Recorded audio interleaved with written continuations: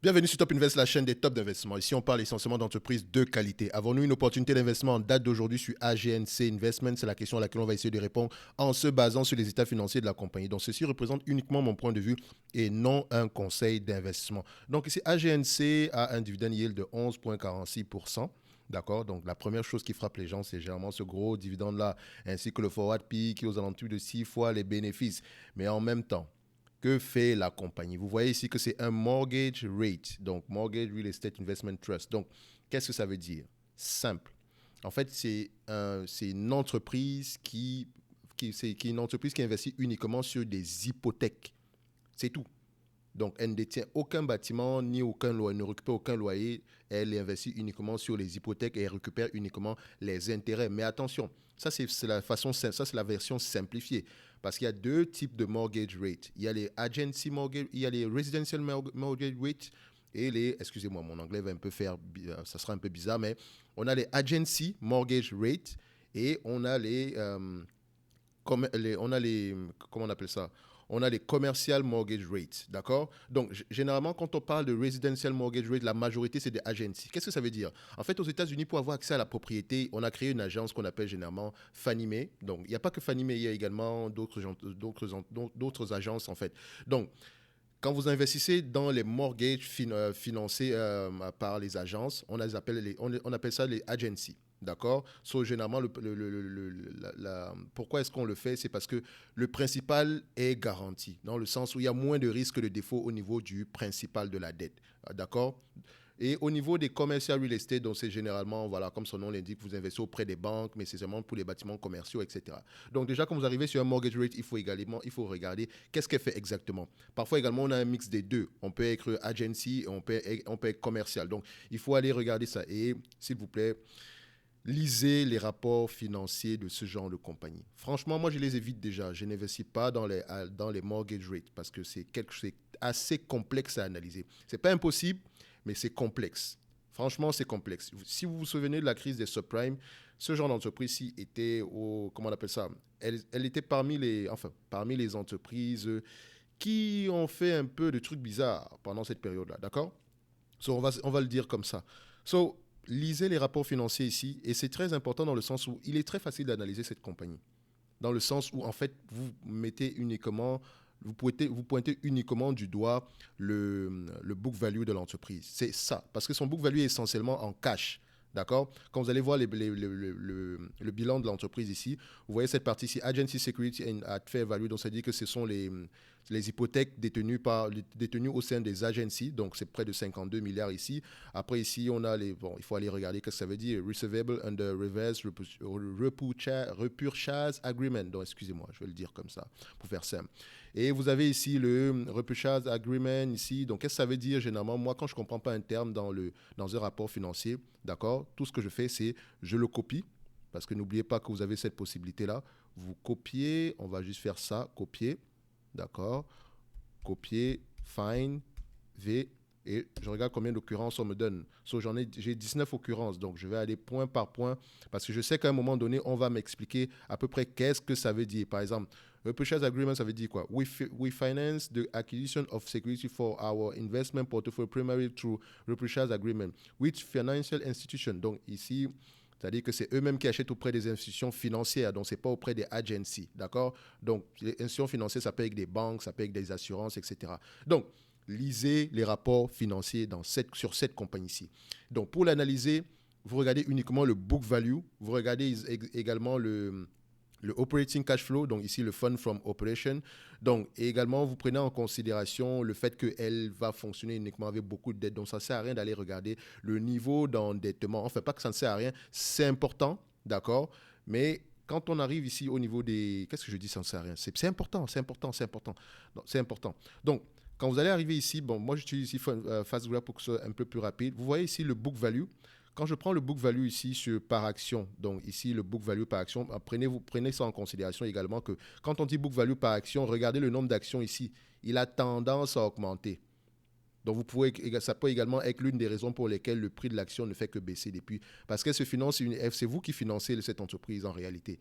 Il a tendance à augmenter. Même si ce dividende-ci, il a l'air assez costaud. Déjà, on va aller voir si le dividende, il est correct ici. Donc, quand on arrive à ce niveau-ci, je vais le mettre en yearly.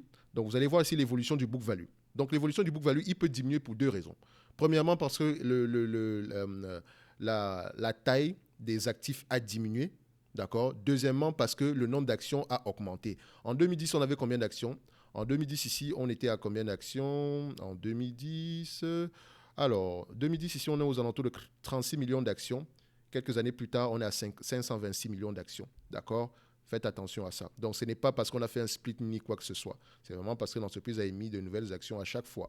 Donc, ici, quand on regarde au niveau de Fast Graph, je vais seulement essayer d'aller vérifier également ici par rapport au nombre d'actions. Où est-ce que j'ai cette information? Alors, market data, cash flow, non. Common dividend, non. Donc, je vais aller ici en millions. Donc, juste pour aller prendre le nombre d'actions ici, dilute, OK. Donc, je vais aller enlever ça. Et on va mettre annuler. OK. Donc, vous voyez que le nombre d'actions a augmenté. Moi, quand je vois le nombre d'actions augmenter, je n'aime pas ça. Clairement, c'est une note éliminatoire. Pourquoi? Parce que quand je vais aller investir dans la compagnie, je vais en recherchant le nombre d'actions. Vous savez qu'on cherche le revenu, la marge brute, la marge, les free cash flow net ici, la dette nette et le nombre d'actions. Ce sont des informations importantes. Or, si j'investis dans une entreprise dans laquelle je ne suis pas certain d'avoir le même nombre d'actions 5 ans plus tard, il faut que je fasse attention en date d'aujourd'hui. Donc, je vais demander une décote supplémentaire. Donc, en investissant ce genre de compagnie, dites-vous que c'est vous qui financez la compagnie.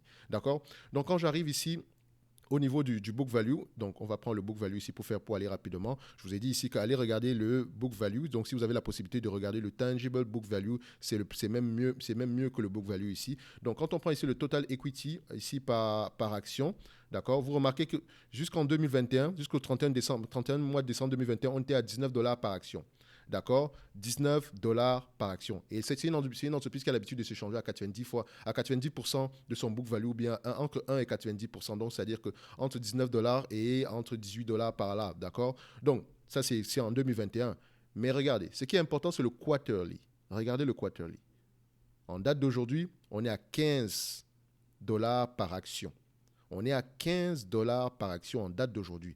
Donc, le book value a diminué par rapport au dernier trimestre. Donc, le dernier trimestre, à peu près ici, c'est au 30 juin 2022.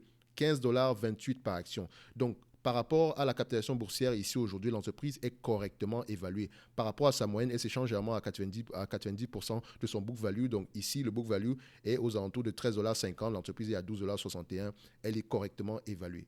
D'accord? Et est-ce qu'on peut même dire qu'elle est sous-évaluée? Non.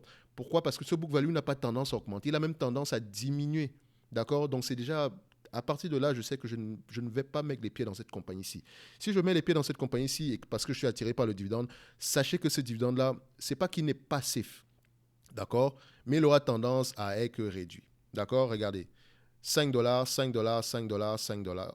$3,75, $2,61, $2,48, $2,30, $2,16, $2,16 ici. Il est en constante diminution. Et ça peut également s'expliquer par le nombre d'actions émis à chaque fois. Et quand on émet un nombre d'actions à chaque fois, en fait, ça vous dilue.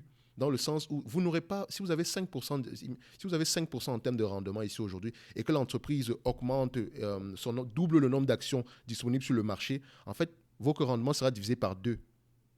Parce que c'est la même somme qu'on va distribuer, mais à plusieurs personnes maintenant. Or, avant, on l'a distribué uniquement à très peu de personnes. Donc, votre rendement aura tendance à diminuer. Donc, faites très attention par rapport à cette compagnie-ci. Très, très, très attention. C'est de la kryptonite. Donc, simple. Maintenant, pour l'évaluer ici, d'accord, au niveau du dividende, je dirais que le dividende, il est safe. Pourquoi est-ce que je dis qu'il est safe? Par rapport au fund from operation ici, donc, généralement, il est ici en date d'aujourd'hui. En date d'aujourd'hui, on est à combien? Donc, je vais prendre la ligne blanche uniquement. Je vais enlever ça, le Noval PI. En date d'aujourd'hui, on est à combien? En date d'aujourd'hui, c'est à 48% de payout. D'accord? Avec un dividend yield aux alentours de 50%, de 10% ici. Enfin, ça, c'est au mois de décembre. En date d'aujourd'hui, on est à combien? Alors, normalement, en date d'aujourd'hui, on devrait être à $1,44 par rapport au dividende. Donc, ici, je vais juste enlever ça. Voilà. OK, donc ça, par rapport à la prévision du 31 mois de décembre 2022, on aura un payout ratio à peu près de 59% ici. C'est un dividende de 1,44 $. Et sur un potentiel de fund from operation de 2,45 $. Donc, ça dit qu'il nous reste à peu près 1,10 $ ici là pour rembourser la dette. 1,10 $ multiplié par le nombre d'actions ici, on tombe aux alentours de 600 millions d'euros, 600 millions de dollars pour la dette ici. Bon, je sais pas, est-ce que c'est une entreprise qui a même de la dette? Parce qu'elle fonctionne, elle fonctionne beaucoup avec de la dette, donc elle a besoin d'énormément de capital pour pouvoir fonctionner, pour pouvoir acheter des mortgages. Donc ici, est-ce qu'on peut dire que c'est de la dette en réalité, dette consolidated investment? Donc ça, c'est la dette, 126 $, dividende, ok, obligation return security and the reverse, ok. Non, elle n'a pas de dette en fait. C'est pas qu'elle n'a pas de dette. Le problème, c'est surtout au niveau des hypothèques. Est-ce que ces hypothèques-là sont sécurisées? Est-ce qu'elle a la certitude de récupérer non seulement le capital, mais aussi les intérêts sur le capital? C'est important. C'est surtout les intérêts qui sont importants. Et là, à ce niveau-là, ça peut être un peu compliqué. D'accord? Donc, il faut aller lire les rapports financiers ici. Et si vous voulez investir sur ce genre de compagnie, gardez généralement un pourcentage très peu élevé par rapport à votre portefeuille. Je sais que le dividende ici peut paraître alléchant, mais franchement, moi, je vous dirais, ne soyez pas omnibulés par ce dividende-là. La complexité de cette entreprise fait à ce que les opérateurs de marché se désintéressent totalement de cette compagnie ici. D'accord? Ça ne veut pas dire qu'il n'y a pas une opportunité d'investissement. Ça veut juste dire que si vous y allez, allez-y avec le maximum d'informations positives sur cette compagnie-ci. Et ici, ce que je vous ai donné, c'est on est uniquement resté sur les chiffres. Donc, on est resté en surface. Là, je vous dirais même que j'ai fait 10% du travail en réalité. Parce que le gros du travail, c'est de comprendre exactement ce que l'entreprise fait. Quels sont les différents risques, d'accord? Donc ici, on se dira que au prix actuel, l'entreprise est correctement évaluée, mais que le nombre d'actions augmente également, ce qui n'est pas une bonne information. Le dividende ici, il est safe, mais il aura tendance à diminuer parce que le nombre d'actions également augmente. Il faut savoir, si c'est une entreprise qui est rentable, pourquoi est-ce qu'elle augmente le nombre d'actions à chaque fois? Est-ce qu'elle fait des acquisitions?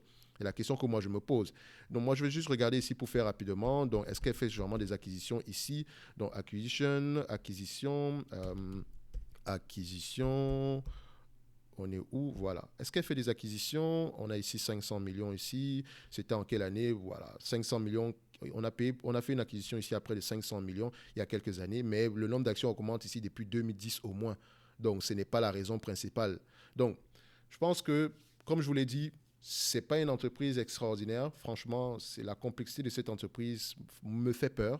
D'accord? Donc, si vous voulez y investir, lisez les rapports financiers tranquillement et prenez un bon café avant de commencer à lire les rapports financiers parce que là, vous en avez au moins, c'est 92 pages, mais c'est vraiment du haut niveau. D'accord? Mais il y a une chose, c'est que quand vous allez sortir, n'ayez pas peur. Quand vous allez sortir de là, vous aurez plus d'informations que la moyenne, d'accord? Vous aurez même plus d'informations que moi déjà. Et moi, je suis déjà en dessous de la moyenne. Donc, vous aurez plus d'informations que moi. Donc, lisez les rapports financiers ici, essayez de regarder la complexité et voilà, ça peut peut-être représenter une opportunité d'investissement qui ferait que vous allez peut-être mettre plus de 2% à 3% de votre capital ici. Mais dans tous les cas de figure, le dividende ici, il est safe. Mais je vous ai donné les raisons pour lesquelles, moi, il me fait peur.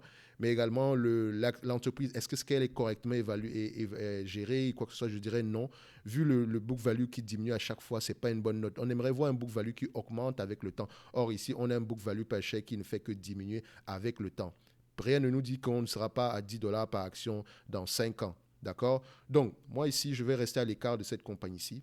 Et je vous ai dit, vous pouvez choisir d'y investir ou pas du tout. Mais moi, particulièrement, c'est même pas une compagnie que je vais garder même pour étudier plus tard. Peut-être pour juste connaître c'est quoi les mortgage real estate en termes de culture générale. Mais ici, j'ai un article ici qui vient comment on appelle ça, de Simple Wall Street, Simple Safe Dividend. Donc, vous allez regarder ici, a guide to investing in mortgage rates. Donc, je vais arrêter de le dire en anglais, ça m'emmerde. Donc, ici, vous allez taper sur Google le nom de cet article-ci. Vous allez le lire, d'accord, pour ceux qui veulent apprendre plus sur le mortgage rate. Donc, juste mettre la traduction en français, hein. C'est simple. Ça sera du mot à mot, mais vous allez au moins comprendre 50% du message. Et pour ceux qui veulent aller plus loin, allez juste sur YouTube, Mortgage Real Estate. Vous mettez point d'interrogation. Vous allez trouver énormément de vidéos qui vous parlent de mortgage real estate, d'accord?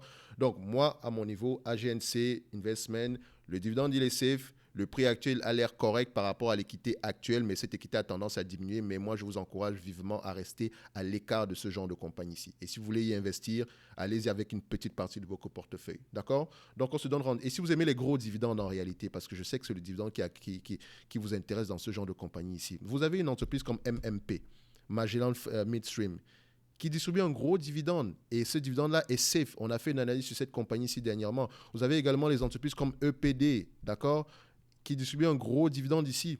Et il est gros. Et ce dividende, il est safe.